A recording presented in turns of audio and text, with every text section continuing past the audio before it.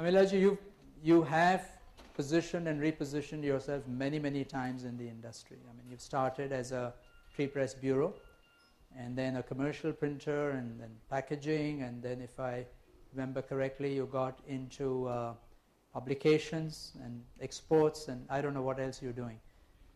So can you share with us your brand philosophies, what you've done to build the brand, and what was your positioning and repositioning strategy?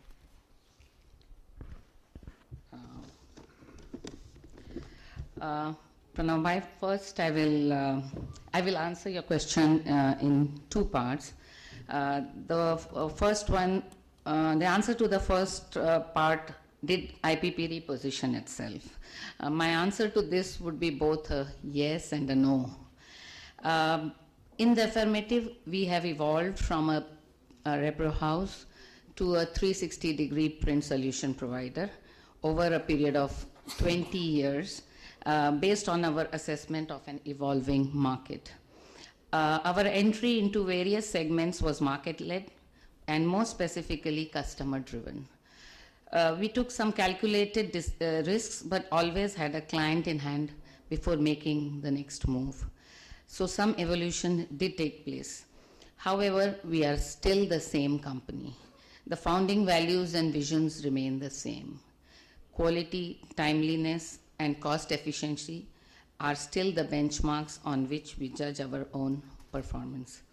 The basics are constant, but the IPP brand has evolved because of its own qualities, attributes, perception, customer experience, and performance, all changing with time.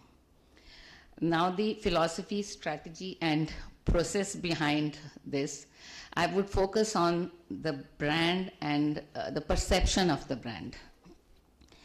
The first step was to make IPP known, a known and relevant name in the marketplace by ensuring that it emerged as a one-stop shop, so to speak, for paperboard printing and packaging. We moved from pre-press to commercial, and then to packaging, and finally to publication printing. We cover almost 90% of the spectrum of paperboard printed products. Once the relevant technologies were selected and applied, here I must add that the selection of appropriate technology at the right time has been a critical factor in the life of IPP. We have taken the first mover advantage many a times. We were the first one to bring in an 8-color perfector into the country. We were the first one to bring in an interdeck UV machine to print non-absorbent surfaces. And all these factors have helped us to get to where we are now. But we also did one more thing. We decided to stick to the one thing that we do best, which was our brand strategy. This was our notion of sacrifice. That is, to do what we could do best and better than the rest. I didn't take it from you. We decided to become a volume printer.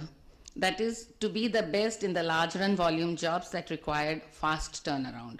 For this, we had to sacrifice the short run slot. Much as we would have liked to be everything for everyone, we realized early on that this is not how a brand is made. We had to communicate to the market that this is what we were best at. This was our strategy. The perception of the brand was managed by ensuring a strong commitment to our delivery of promise. This is easier said than done. In a manufacturing-led, service-oriented business, this was achieved by meeting commitments, by delivering quality and quantity on time, every time. Service marketing is, in this sense, very different from product marketing. You just cannot claim, you actually have to perform. We are not selling cola that may sell simply because a movie star calls it refreshing cola. In our case, the cola actually must refresh. Otherwise, we are nowhere.